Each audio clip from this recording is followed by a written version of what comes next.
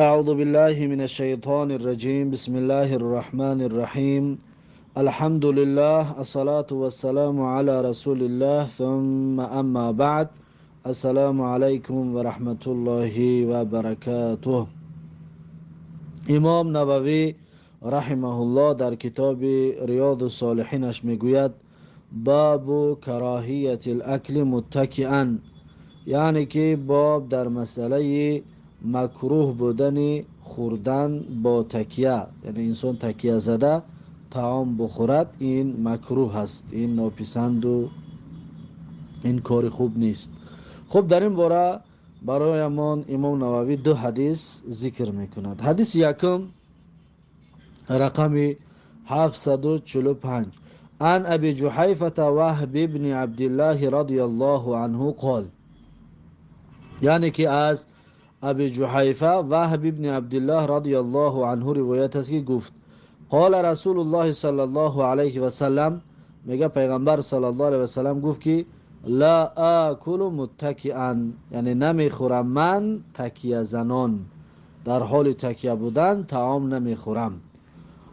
و پیغمبر صلی الله علیه و سلم این سخنش رو برامون یا این عادتش رو برامون تقدیم کرد که من تکیه کنان طعام نمیخورم، یعنی پس شما هم تکیه کرده طعام نخورید. رواه البخاری، و این حدیث را امام بخاری روایت کرده است. و قال الخطابی، و خطابی میگوید، یعنی پیغمبر گفتگی است که تکیه زدن نمیخورم، یعنی تکیه چی طور تکیه زدن میگوید، یا چی طور، چی صفت داردی. میگه المتکی هنا، یعنی تکیه زدن، میگه در اینجا معناش هو الجالس معتمدا على وطاء تحته، یعنی که این میگه نشستن و تکیه زدن بر اون فرشی که در زیرش است، بر اون تکیه بزند، فهمو، یعنی بارش در همون پرتوید. قال و اراد انه لا يقعد على الوطاء والوسائد كفعل من يريد الاكثار من الطعام، یعنی که میگه گفته است که و اراد انه لا يقعد، یعنی پیغمبر با این سخنش خواسته است که نمیشیند بر فرش، علی الوطاء، بر بالای فرش، و الوسائد، یعنی بگیم در زیر دست نمیگیرد وسائد رو، یعنی که بالشت رو. کفعل من یرید الاکثار من الطعام، بمثل بمانند کسانی که یرید الاکثار من الطعام، میخواهند با این کارشون بسیار خوری کنند، پرخوری بکنند. پس پیغمبر صلی الله علیه و سلم برای هم خاطر گفت که انا لا آکل متکیا. میگه بل یقعد مستوفزا لا مستوطنا، میگه که بلکه پیغمبر صلی الله علیه و سلم می نشست مستوفز، یعنی کسی که میخواهد از جوش بخیزد، یا همون مثال پیشینه آوردگیمون که گفتیم به مثل طالب علم، فهمین، بر دو زانوش میشیشت، همین چی میگن مستوفز. اصلا مستوفز کسی نمیگن که میخواهد که بخیزد، آدمی سراسیمه، فهمون، همین طور میشیشت، یعنی که با دو زانوش میشیشت. لا مستوطنا، یعنی مستوطن نمیشیشت، یعنی به حضوری که براحتی که دیگر بگیم تکیه کنان و به حضور به این طور میگن نمیشیشت. و یاکل بلغتن، و پیغمبر صلی الله علیه و سلم خودش میخورد اندکه، بلغه اندکه، مقصد از بلغه ما یکفی لسد الحاجه میگن، یعنی که همون قدری که کفایه‌اش کند، یعنی همون قدر میخورد که کفایه‌اش بکند. و هذا کلام الخطابی، و این کلام خطابی است، این کلام خطابی است. و اشار غیره الى ان المتکی هو المائل على جنبه، و اشاره کردگی است، و اشاره میتونم بگم گفته است غیر خطابی، هر آینه این میگه تکیه کننده، یعنی که هو المائل علی جنبه، هر کسی که میل کردگی است به یک طرف، بر پهلویش. و اما یعنی که چکلی که تخمون از که میگن تکسیره میگیری در زیر کشت میمونی و بعد پهلو میزنی، که میگه بعضش گفتگی است انا همین طور شیشتن، یعنی که کش پهلو زدن. حتی بعض علما میگن که حتی با پشت هم بزنی، در پشت بالش تبمونه بگن به حضور گفته چه بشینی، این را میگه در حکم تکیه میدروید، در وقت خوردن اینم مکروه است. پس این طور خوردن مکروه است. حدیث همون بالا دست لا اکل متکل، اما این با پیامبردگی هم شرح حدیث است، توضیح حدیث است، یعنی که متکی یعنی چی. بعد از این حدیث 746 و حدیث دیم در این باب 746 و عن انس رضی الله عنه قال، یعنی که از انس رضی الله عنه روایت است که گفت رأیت رسول الله صلی الله علیه و سلم جالسا مقعیا یاکل تمرا. میگه پیغمبر صلی الله علیه و سلم، پیغمبر صلی الله علیه و سلم رو دیدم نشسته بود مقعیا یاکل تمرا، یعنی که موقعی بود میخورد طعامش رو. موقعی یعنی چی؟ موقعی یعنی که پایهاش جمع کردگی بود. فهمو؟ پایهاش جمع کردگی بود، یعنی موقع میگن، یعنی پیغمبر پایهاش جمع کردگی بود، نشسته بود و پایهاش جمع کردگی بود، یعنی تکیه کرده و پا دروز نه، بلکه شیشتگی و پایهاش جمع کردگی. یاکلو تمرن، میخورد خرما. حتی در خرما خوری هم یعنی که شیشته خوردن رعایه میکرد خود رسول الله صلی الله علیه و سلم. خب این بود باب کراهیت الاکل متکئا. این باب خلاص شد. باب نو دا میگذاریم. باب نو درباره باب استحباب الاکل بثلاث اصابع، یعنی باب در باره خوب بودن، مستحب بودن خوردن به 3 انگشت، انسان به 3 انگشتش طعام بخورد. و استحباب لعق الاصابع، و همچنین باب درباره مستحب بودن لیسیدن انگشتان بعد از طعام خوری، انگشتات با خودت بلیسی و توزه کنی. و کراهیت مسحها، و مکروه هست که به یک چیز دیگر بشکیشه. مکروه هست که یعنی که طعام خوری خلاص کردی نلیسیده انگشتانت رو، بگن سچاق است یا که سلفیت کش، سلفیت کش میگن، چی میگن، خلاصه همون چیزا قتی دستوتا بشکی، این مکروه هست. قبل لعق میگه، پیش از لیسیدن. و استحباب لعق القصعتی، و همچنین مستحب است لیسیدن ظرفی که طعام آوردگی هم پیشت، اما طعام بگیم بعد خلاص کردی با اون را با انگشتانت شکیده لیسیده توزش کنی. و اخذ اللقعه التي تسقط منه، و گرفتنی، همچنین مستحب است گرفتنی لقمه کی، گرفتنی لقمه کی تسقط منه، یعنی که می افتد اون لقمه از دستت یا که از طبقت. خلاصه وقت خوردن در یکون چی که افتید اون را گرفتن مستحب است و خوب است. و اکلها، و مستحب است باز میگه خوردن، یعنی همون چیزی که بگم غلطید، اگر که جزیره شدگی باشه تازهش میکنی، در حدیث های گذشته خواندگی بودیم، تازهش میکنی، خشکش میگیری، با قموندش میخوری برای با شیطان ده نگذاریشه. اما اگر که مثلا امروزه که بالای دسترخوان شده باشه میگیری میخوریشه. و جواز مسح بعد اللق بالصاعد والقدم و غیرها، و جایز بودن شکیدن دستان، یعنی دستو را باز پاک کنی و تازه کنی، اما این پاک و تازه کردن دستو باید بعد لعقی باشد، یعنی بعد لیسیدن انگشتان.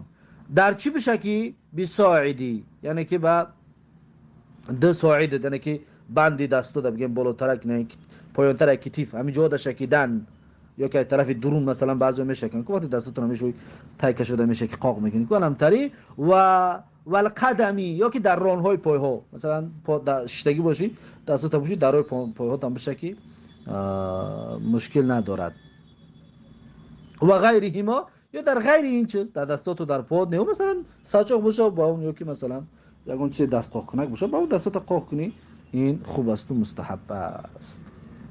خب این موضوع باب بود. اکنون امام نووی رحمه الله در همین موضوعی که گذاشته است اینقدر طولانی، در همین موضوع اکنون چندین حدیث را برامون تقدیم میکند. میبینیم که حضرت چی حدیث را میارد.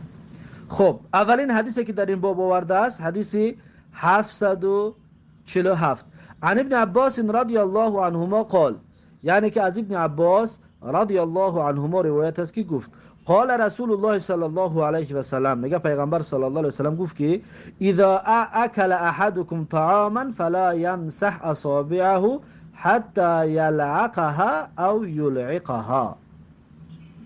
میگه که پیغمبر صلی الله علیه و سلم اذا اکل، هرگاهی که میخورد، پیغمبر صلی الله علیه و سلم گفت که اذا اکل احدکم، هرگاه کسی از شما طعام بخورد، طعاما، فلا یمسح اصابعه، پس نشکد انگشتانش را، یعنی پاک و تازه نکند انگشتان دستانش را، حتی یلعقها، تا اینکه نلیسدمون را، یعنی اول باید بلیسدش و بگیم لیسیده اول تازهش کند و بعد تازهش کند. او یلعقها، یا به کسی دیگر بلیساندش، یا خودش بلیسد یا کسی دیگر بلیسدش. فهمو؟ مثلا یگان موسفیده و یگان چیزایی که هسته که مثلا بعضی حالتی هست که در دهن نبیرش میموند و نوسش نمیموند و خلاصه میشه که توزه میکند، که اوقات مونده در دهن یک کودک و بعد کودک در آخر میگه انگشتو را بلیست. خلاصه همین چیزا ده، یا که مثلا خورده یک از دیگر اگر تعبش بگیرد میگه که انگشتو ما بلیست، مثلا مشکل نداره. اگر تعبش گرفت میلیسه توزه میگه. خلاصه یا خودش یا کسی دیگر باید اول بلیسد انگشتونه که طعام دارد، طعام خورده است، بعد از اون بعد باید پاکش کند. حدیث متفق علیه است، حدیث بخاری و مسلم.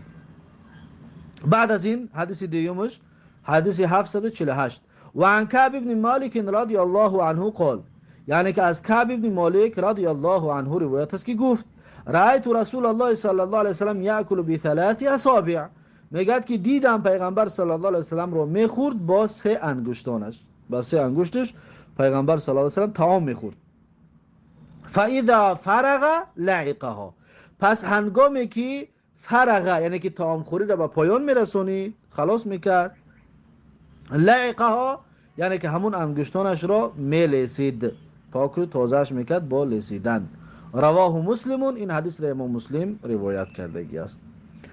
و حدیث سیوم در این باب حدیث 749 و عن جابر رضی الله عنه ان رسول الله صلی الله علیه و سلم امر بلعق الاصابع والصحفة. از جابر رضی الله عنه روایت است هر آن رسول الله صلی الله علیه و سلم امر کرد میگه بلعق الاصابع، یعنی که به لیسیدن انگشتان، و صحفتی و لیسیدن ظرف، همون طبق و کاسه که در اوقات میورن یا اوقات خورده میشود، همون را باید بلیسد. پیغمبر میگه امر کرد. خب و قال، پیغمبر گفت برای چی امر کرد؟ یعنی سبب از امر کردن و سبب از این تاکیدات برای چی است؟ میگه پیغمبر گفت که انکم لا تدرون فی ای طعامکم البرکه، هر آن از شما میگه نمیدانید که در کدام جای طعام شما، در کدام قسمت و در کدام قطعه طعام شما برکت است. برای خاطر شاید همون برکت در همون لقمه کوتاه که بگیم کوچکی که در دستت موندگی است، شاید برکت در همون باشد، برای خاطر دستت بلیس. یا شاید برکت در همونه که در وقت گرفتن از دستت میافتد، اون را بگیر بخور، شاید برکت در همون بود، برای همون خاطر. یا که در طبق بعض موندگی است، همون را بلیس، شاید برکت در همون داخل طبق در همون قسمت اخیری طعامت است. برای همون خاطر پیغمبر صلی الله علیه و سلم امر کرده است به این کارها. رواه مسلمون، این حدیث را امام مسلم روایت کرده است.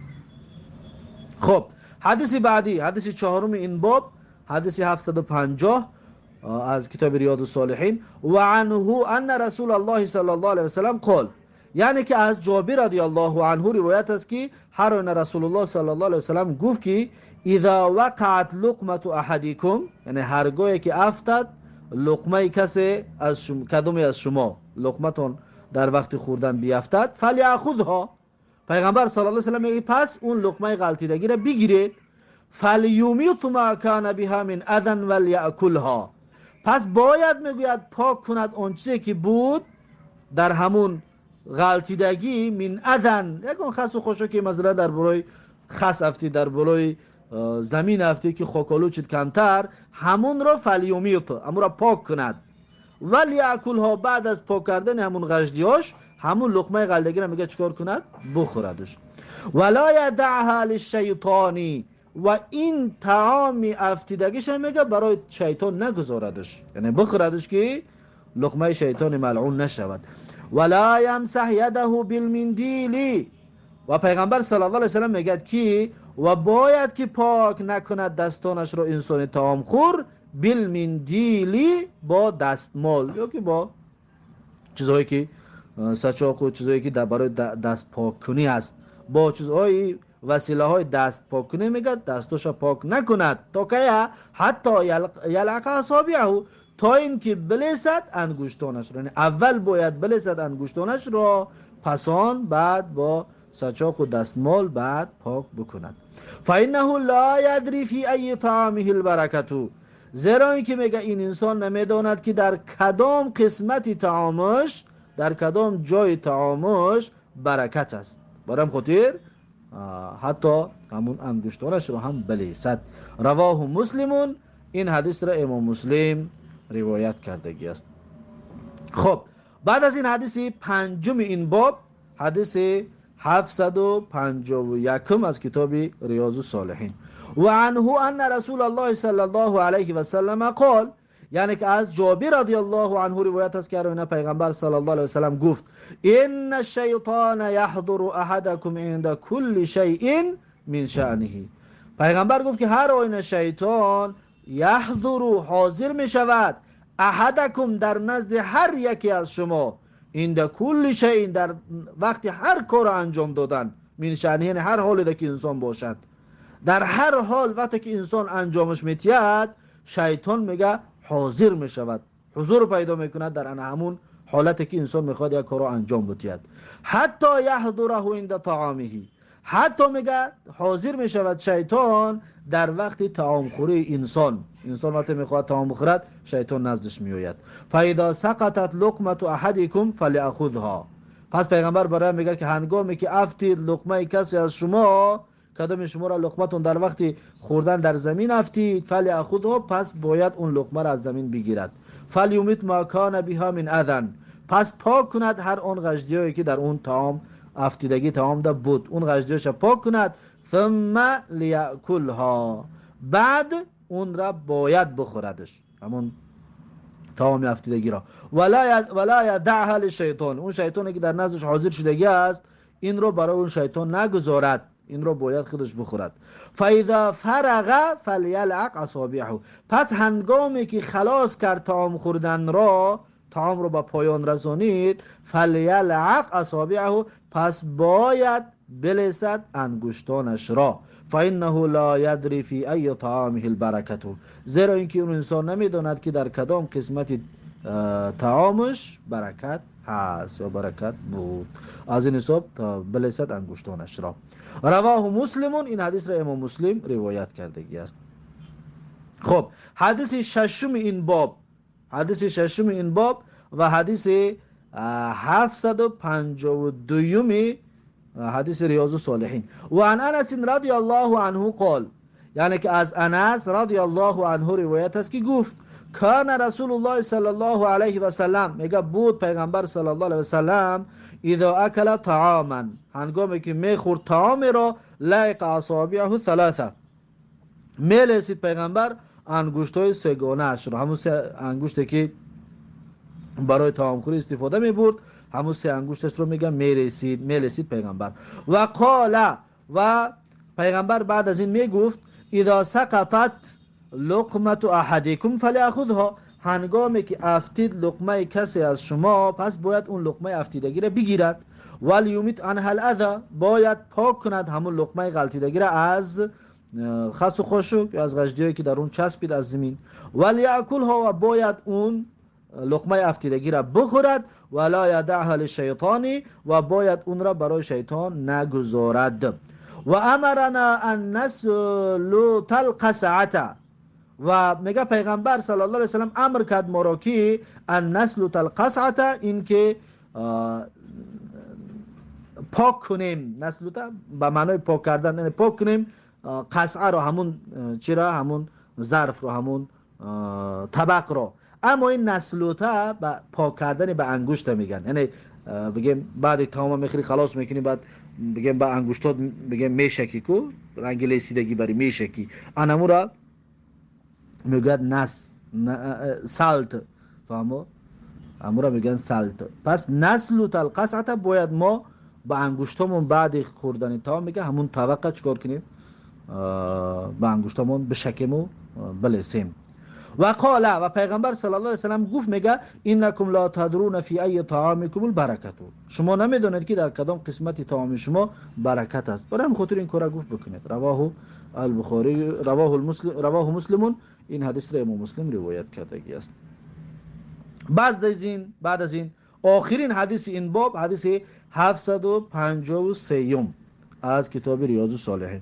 و عن سعید بن الحارث انه سأل جابر رضی الله عنه عن الوضوء مما مست النار، از سعید بن حارث رضی الله عنه روایت است هر آینه سعید ابن حارث را پرسید، سعید ابن حارث پرسید جابر رضی الله عنه را از طهارت کردن مما مست النار، از آن غذاها و طعامهایی که با آتش پخته می شوند، یعنی در زیرشون آتش یعنی پخته می شوند با علو. فقال، یعنی در این باره مثلا چیزی با آتش قتی پخته می شود آیا ما طهارت کنیم یا نکنیم؟ اما اوقاتی که خوردیم آیا طهارت کنیم یا نکنیم پرسیده شد. فقال، پس میگه سعید ابن حارث گفت که لا، یعنی طهارت نمیکنیم. مثلا اوقات منور که در بالای آتش در بالای علو پخته آورده هستند خوردیم آیا طهارت میکنیم؟ گفت نه. قد كنا زمن النبي صلی الله علیه و سلم لا نجد مثل ذلك الطعام الا قلیلا.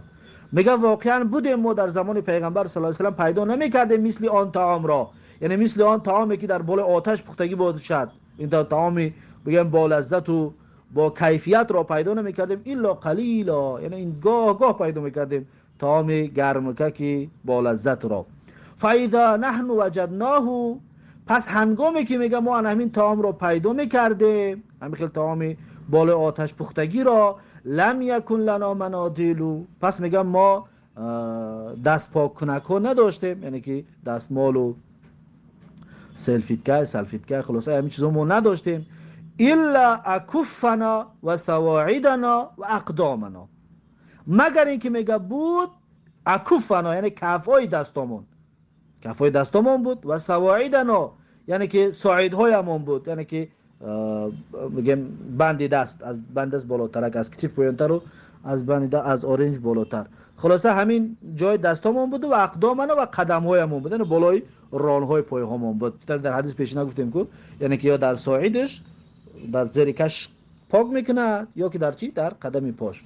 ثم نصلي ولا نتوضا، پس میگه حضرت جابر گفت که نصلی یعنی بعد از خوردن این طعام گاه میافتیم و بعدم خیلی پاک میکردیم و بعد نماز میخوندیم، ولا نتوضا و طهارت نمیکردیم، یعنی که به هر چیزی که به آتش پخته میشود بعد از خوردنش طهارت کردن یگان معنای ندارد یا که یگان دلیل ندارد.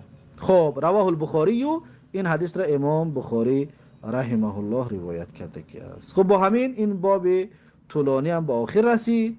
بعد از این باب تکثیر الایدی علی الطعام، باب در مسئله دست جمعانه طعام خوردن، یعنی بسیار بودن دستا در بالای یک ظرف طعام چی فضیلت ها و چی خوبی ها دارد. این باب انشاءالله درس آینده خواهیم گرفت. این بود درس امروزه، ما با همین درس امروزه را با پایان میرسونیم و تا درس آینده الله حافظ و مددگار.